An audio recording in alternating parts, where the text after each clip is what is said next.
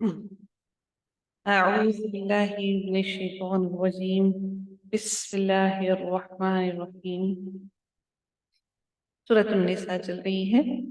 आयत नंबर 23 की तफसीर को हम लोग देखते हैं कि अल्लाह रब्बुल इज़्ज़त ने कौन सी बातें, कौन सी बड़ी अहम बातें इस आयत के अंदर हमें बता दी हैं। दर हकीकत इस आयत के अंदर हमें इस चीज़ का बड़े वाज़ेह अल्फाज में मालूम हो जाता है कि कौन से लोग ऐसे हैं जो कि हमारी जिनसे निकाह करना हराम है, और उन लोगों के लिए वो आप लोगों के सब महरम हैं। उनसे आपका निकाह करना जिनसे हराम है वो सब आपके महरम हैं। उनके लिए अल्लाह ताला ने बाज़ अल्फाज में एक एक रिश्ते को बोल बोल कर उसका नाम ले लेकर अल्लाह ताला ने गिनवाया है। देखते हैं कि अल्लाह ताला क्या इरशाद फरमाते हैं, हुर्रिमत अलैकुम उम्महातुकुम व बनातुकुम। अल्लाह ताला इरशाद फरमाते हैं कि तुम पर हराम की कर दी गई हैं तुम्हारी माएँ, यानी कि तुम लोगों की अपनी माएँ हर हर सूरत में वो तुम पर हराम कर दी गई हैं। ज़माना जाहिलियत के अंदर इंसान बिल्कुल एक जानवरों की जैसी ज़िंदगी गुजार रहे थे। उनको अपनी माँ, बहन, बेटी का कोई ख़्याल नहीं था। तो अल्लाह ताला ने वाज़े अल्फाज में हराम कर दी हैं। अल्लाह ताला ने माएँ, उसके बाद वबनातुकुम, और तुम्हारी बेटियाँ, व अखावातुकुम, और तुम्हारी फूफियाँ, और तुम्हारी बहनें, व अम्मातुकुम, और तुम्हारी फूफियाँ, व खालातुकुम, और तुम्हारी खालाएं। ये सारी के सारी महरम हैं। ठीक है? बेटियां, माएँ, खालाएं और फूफियाँ, ये सारी की सारी महरम हैं। और बनातु, और वो तुम, और भतीजियाँ, बेटियां, अल अखी, भाई की, और यानी कि भतीजियाँ होंगी, बेटियां भाई की, व बनातुल उख्ती, और बेटियां बहन की, यानी कि भांजियाँ। और उम्महातुकुम, और वो माएँ तुम्हारी, अल्लती अर्दअनकुम, जिन्होंने दूध पिलाया तुम्हें। अब एक बात मैं यहाँ पर एक बात ऐड करना चाहूंगी कि महरम होने का ये हरगिज़ मतलब नहीं है कि हम उन महरम रिश्तों के साथ गले लगे, उनको उनको हग करें बहुत जोर से, टाइटली, और उन महरम रिश्तों के साथ आप एक बिस्तर पर लेट जाएं या सो जाएं। ठीक है? महरम होने का मतलब ये है कि आप उनके साथ कहीं जा सकते हैं, वो आपके महरम हैं, आप उनके साथ कहीं सफ़र कर सकते हैं। ये सारे मामलात अल्लाह ताला ने उन महरम रिश्तों के लिए कहे हैं। लेकिन महरम रिश्तों से भी एक हद तक उनसे भी एक डिस्टेंस अल्लाह ताला ने हमारे लिए क्रिएट कर दिया है। आज हम लोग जब इस बात को मद्देनजर अगर रखें कि हमारी सोसाइटी के अंदर जो इतनी ज्यादा फहाशी फैल चुकी है, इसी वजह से फैल गई है कि हमने महरम रिश्तों के अंदर भी वो पर्दा, वो शर्म और हया खत्म कर दी है। जब तक वो उन महरम रिश्तों के अंदर वो शर्म और हया मौजूद थी, उस वक्त तक उस वक्त तक उस वक्त तक क्या था कि हमारे मुआशरे में बहुत सारी गंदगियां छुपी हुई थी। हमारा मुआशरा वो मुआशरा था जिनका लिबास, उन औरतों का लिबास, वो लिबास जो कि कभी एलीट क्लास की औरतें, लड़कियां पहना करती थी, और वो लिबास जो कि तवाइफें भी पहनकर बाहर नहीं निकलती थी। उनको भी एक एहसास होता था एक बात का कि सोसाइटी बाहर शर्म और हया के लोगों की है। हम ऐसा लिबास पहन कर अगर घर से बाहर निकलेंगे तो सोसाइटी और लोग हम पर लान तान करेंगे, और वो बाहर ऐसे हालत में नहीं निकलती थी, बल्कि खुद को छुपाने के लिए वो, अगर आप इसको बुराई को छुपाने के लिए कहें या जो भी है, लेकिन एक उनकी नजर में एक खौफ था कि लोग हमें बुरा समझेंगे, तो वो अबाया ओढ़ लिया करती या चादरें ओढ़ लेती थी, ताकि लोगों की नजर ना पड़े उनके ऐसे फहाशी वाले लिबास पर कि लोग उन पर लान तान ना करें। लेकिन बदकिस्मती से आज अगर हम देखें तो हमारे हर हर घर के अंदर, चाहे वो एक गरीब तबके से ताल्लुक रखने वाले हों या अमीर तबके से ताल्लुक रखने वाले हों, हत्ता के झुग्गियों में रहने वाली खवातीन भी वही ड्रेसिंग कर रही हैं आज। हत्ता के गरीब से गरीब घरानों में भी आज वही ड्रेसिंग हो रही है जो कि कभी हमारे मुआशरे के अंदर एलीट क्लास में हुआ करती थी। जब अगर हम अपने पास्ट को देखें तो जब अफगानिस्तान के अफगानी जो है पाकिस्तान में आए थे, उस वक्त पाकिस्तान के अंदर पैंट्स पहनना कॉमन, क्या बिल्कुल भी कोई ही बच्ची नहीं पहनती थी। और हम लोगों जब उन बच्चियों को देखते थे, क्योंकि वो हम लोगों से मॉडर्न ज्यादा था, فیشنز میں ہم سے کئی گنا زیادہ آگے تھے اس وقت 90s کی بات کی جائے اس وقت کی بات کر رہی ہوں، تو ہمیں عجیب سا محسوس ہوتا تھا کہ یہ لوگ کس قسم کے ہیں، کیسا لباس پہنتے ہیں، اور ہر کسی کی زبان پر ایک ہی لفظ ہوتا تھا کہ یہ فحاشی پھیلائی ہوئی ہے جس کی وجہ سے اللہ تعالیٰ نے ان کو گھر بے گھر کر دیا، جس کی وجہ سے یہ اپنے ملک سے ملک بدر ہو گئے یہ لوگ آج دنیا جہان کی خاک چھان رہے ہیں، لیکن بدقسمتی سے آج پوری دنیا کے اندر مسلمان ہر جگہ پر ایسا ہی لباس پہنتے ہیں، اور لباس پہننے کے بعد کسی کو کوئی رتی برابر بھی شرم و حیا نہیں ہے، نہ ہی پچھتاوا ہے اور نہ ہی شرم و حیا ہے۔ آج لباس پہننے کا کوئی قطعاً فائدہ نہیں کہ جس سے آپ کے جسم کا ایک ایک حصہ واضح نظر آئے، اور اس کے اوپر صرف ایک چادر سی ایک اوڑھنی سے اوڑھ دی جائے اور آپ کے جسم کے خد و خال واضح طور پر نظر آئے۔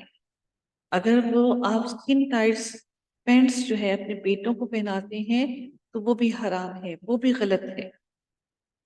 اگر بیٹیوں کے لیے غلط ہے تو وہ ساری چیزیں بیٹوں کے لیے بھی غلط ہیں جن سے ان کے جسم کے اعضاء واضح طور پر نظر آئیں۔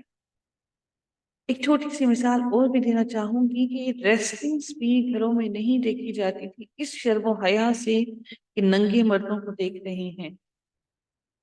آج ہم ان چیزوں کو کچھ نہیں سمجھتے، آج ہمارے دلوں میں سے ہماری آنکھوں پر سے وہ شرم و حیا کے سارے پردے اتر چکے ہیں۔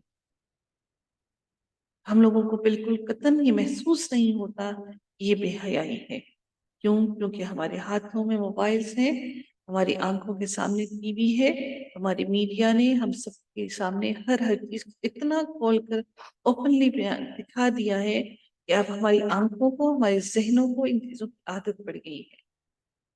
اللہ تعالیٰ نے اس آیت کے اندر ہمارے لیے یہ واضح الفاظ میں بیان کر دیا کہ کون کون سی عورتیں کون کون سے رشتے تمہارے لیے حرام ہیں۔ تو جب ہماری سوسائٹی کے اندر یہی وہ سارے رشتے جب ایسا لباس پہن کر ایک نوجوان کے سامنے آتے ہیں، اور جب اس نوجوان کی جب شادی نہیں ہوتی ہے، کیونکہ اب شادیوں کے بھی تو بڑے مسائل پیدا ہو گئے ہیں نا، تو پھر کیا ہوتا ہے کہ وہ ان کے اندر شیطانیت ابھر آتی ہے اور پھر ایک ناجائز تعلقات جنم لیتے ہیں۔ میں یہ نہیں ہرگز نہیں کہہ رہی ہوں کہ پردہ کرنے والی عورتوں کے ساتھ ایسے مسائل نہیں ہوتے ہیں، ان کے ساتھ بھی ہوتے ہیں، لیکن کم سے کم وہ جتنا اپنے آپ کو محفوظ کر سکتی ہیں اللہ کے حکم کے مطابق، کم سے کم وہ اللہ کے نافرمان تو نہیں بنتے۔ بڑے واضح الفاظ میں ہم لوگ کہتے ہیں کہ برقع کرنے والی عورتیں کیا وہ عورتیں محفوظ ہیں، لیکن کم سے کم اگر ان کے ساتھ کوئی خدا نہ خاصہ اللہ نہ کرے کوئی ایسا معاملہ ہوتا ہے تو کم سے کم وہ اپنے رب کی تو نافرمان نہیں ہوتی۔ ایک طرف ہم اپنے رب کے بھی نافرمان ہیں اور پھر ہم اس فحاشی کو پھیلانے کے بھی مرتکب ہیں، جس کے لیے پہلے اللہ نے یہ حکم دے دیا تھا کہ وہ عورتیں جو فحاشی پھیلانے والی ہیں ان کو گھروں میں قید کر دو۔ تو سوچیے کہ ہم کتنے بدقسمت اور بدترین لوگ بن گئے ہیں کہ ہمیں یہ باتیں محسوس ہی نہیں ہوتی ہیں۔ اب آگے ہم چلتے ہیں، اللہ تعالیٰ ارشاد فرماتے ہیں کہ اور وہ مائیں جو تمہاری رضاعت تمہاری مائیں بنی جنہوں نے تمہیں دودھ پلایا ہے، اور وہ بہنیں جو تمہاری رضاعت تمہاری بہنیں بنی ہیں ان ماؤں نے تمہیں بھی دودھ پلایا اور بھی لڑکیوں کو دودھ پلایا، تو وہ بھی تمہارے لیے اللہ تعالیٰ نے حرام کر دی ہیں۔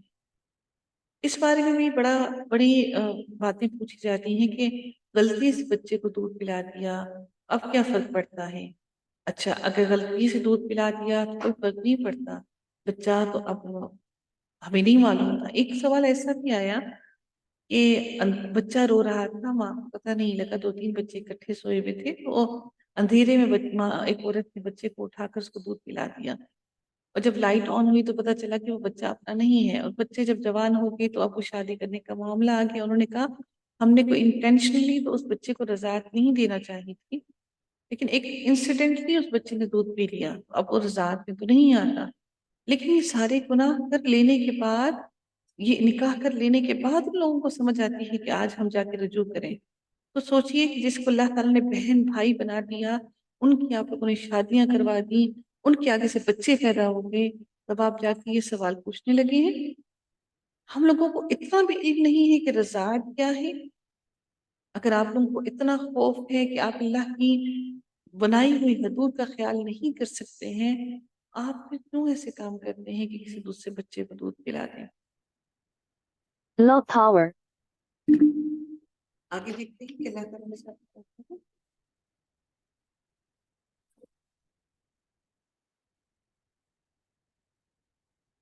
وَأُمَّهَاتُ نِسَاؤُكُمْ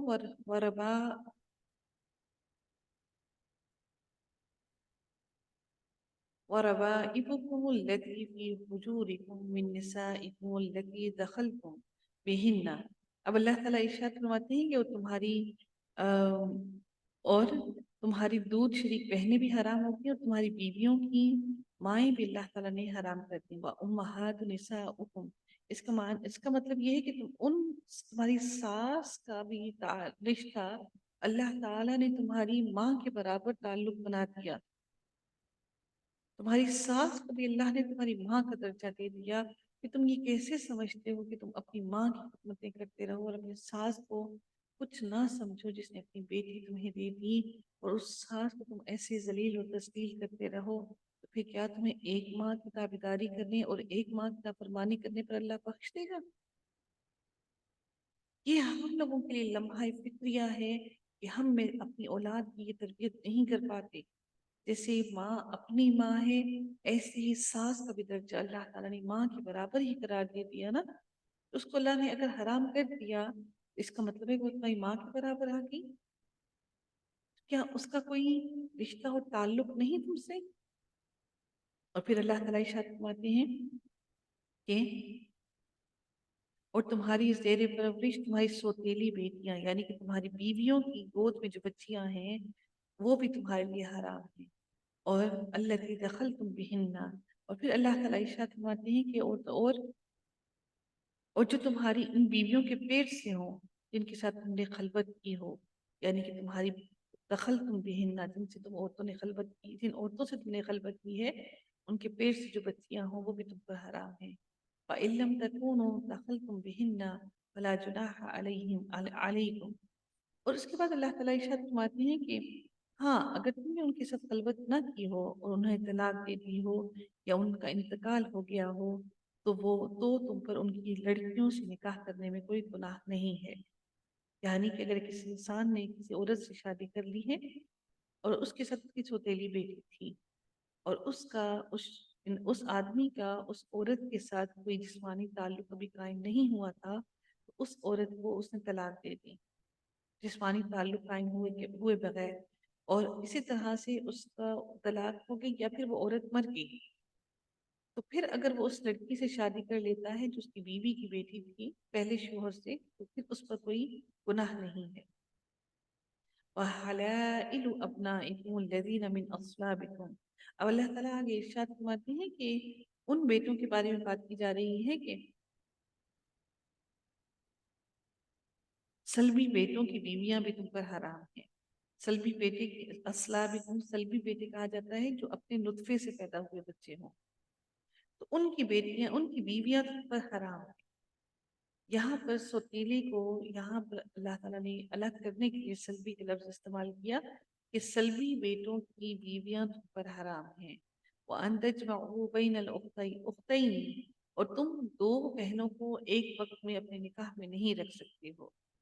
دو بہنوں کو ایک وقت میں نکاح میں رکھنا، جمع کرنا حرام ہے تم پر. إِلَّا مَا قَدْ سَلَفَ. اللہ تعالیٰ ارشاد فرماتے ہیں البتہ جو کچھ پہلے ہو چکا، جو کچھ تم پہلے کر چکے وہ کر دیا تم نے. جو تم سے گناہ سرزد ہو گیا، جو تم نے کر دیا پہلے. اگر تم نے دو بیویوں کو یا پھر تم نے اس طرح کا کوئی بھی ایک معاملہ اپنی زندگی میں کر لیا، تو تم اس سے توبہ کر لو. پہلے جو ہوا وہ گزر چکا، وہ ہو گیا. اس سے مراد، اس سے معلوم ہوتا ہے کہ جو گناہ ہم سے زندگی میں پہلے سرزد ہو گئے، ساری زندگی اس پر رونے اور اس پر واویلے مچانے اور آگے بڑھ کر نیکیاں نہ کرنے سے بہتر ہے کہ آپ اپنے آپ کو روک لیں اور اپنے آپ پچھلے گناہوں کے لیے اللہ تعالیٰ سے توبہ کر لیں اور آگے اپنی قدم کو نیکیوں کے لیے بڑھائیں. کیونکہ اللہ تعالیٰ نے آگے اگلے الفاظ میں واضح طور پر ہمیں یہ ارشاد فرماتے ہیں ہمیں اپنی رحمتوں کے کا بتا دیا ان اللہ کان غفور الرحیم، بے شک اللہ تعالی معاف کرنے والا اور بار بار رحم کرنے والا ہے۔ یاد رکھیے گا کہ اگر ہم لوگوں میں سے کسی ایک کے دل میں بھی یہ خوف ہوتا ہے کہ ہم نے توبہ کر لی ہے لیکن اللہ تعالیٰ نے ہماری توبہ قبول نہیں کی ہے، تو وہ بھی شیطان کے وسوسے ہے جو ہمیں اللہ کی رحمتوں سے دور کرنے کی کوشش میں ہے، اور شیطان ہمیں اس ڈپریشن میں ڈالنے کی وجہ سے ہمیں اپنے مقصد میں وہ شیطان کامیاب ہو گیا کہ وہ ہمیں اللہ کی رحمت سے اور اللہ کے اس غفور الرحیم ہونے کی صفات سے ہمیں ہمیں مایوس کر رہا ہے، ہمارے دل میں ایک شک و شبہ ڈال رہا ہے، کیونکہ شیطان کا کام دلوں میں وسوسے ڈالنا اور شکوک و شبہات کو جنم دینا ہے۔ اس لیے جب بھی توبہ کریں، جب بھی اللہ سے مغفرت کریں، اس امید سے اور اس یقین سے مانگیں کہ اللہ تعالیٰ نے جب یہ وعدہ کر دیا ہے کہ وہ غفور الرحیم ہے تو ڈیفینیٹلی اللہ تعالیٰ معاف کرنے والا ہے، وہ ضرور معاف کرے گا۔ اگر اسی میں پڑے رہے تو ہم نیکیوں میں آگے نہیں بڑھ سکتے، ہم اللہ کی دی ہوئی رحمتوں کا شکر گزار نہیں ہو سکتے، اس کی نعمتوں کی شکر ادا نہیں کر سکتے۔ اللہ تعالیٰ سے دعا ہے کہ اللہ تعالیٰ ہم سب سے ہماری کوتاہیوں کو معاف کر دے اور ہم سب سے درگزر کروائے۔ اگلی آیات شروع ہوتی ہیں، وقت کم رہ گیا ہے تو انشاءاللہ لنک شیئر کیجیے گا، انشاءاللہ کی آیات کی تفسیر بھی کر لیتے ہیں۔ ٹھیک ہے، السلام علیکم ورحمۃ اللہ وبرکاتہ۔ وعلیکم السلام ورحمۃ اللہ وبرکاتہ۔